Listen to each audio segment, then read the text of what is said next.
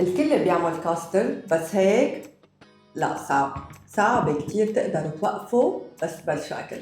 ما تنسوا تحفظوا عندكم الفيديو لأنه بأكد لكم إذا جربتوا الكاسترد بهيدي الطريقة ما بقى رح تعملوه إلا هيك، صدقوني. لتر من الحليب أو 4 كبايات، لكل كباية بدنا ملعقة كبيرة من الكاسترد، ملعقتين كبار سكر.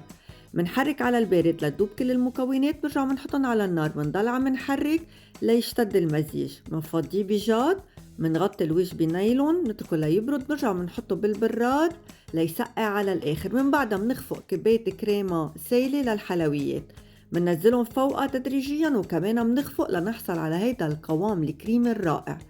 بدنا عجينة باف بيستري منلاقيها بأي سوبر ماركت، منقطعها مثل ما منحب ومنخدها على الفرن الحامي لتتأمر وتتحمص بهيدا الشكل. من بعد ما تبرد منفتفتها، منحط قسم منها بكعب الجاد، فوقها طبقة من الخليط يلي عملناه، وبنرجع كمان طبقة تانية من العجينة يلي بقيوا حطيتهم بكبايات كتير بيطلعوا مرتبين وحلوين.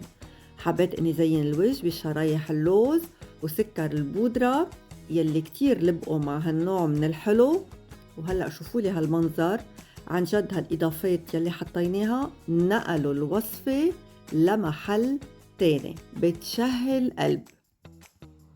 روعة، ضروري تجربوه وتخبروني.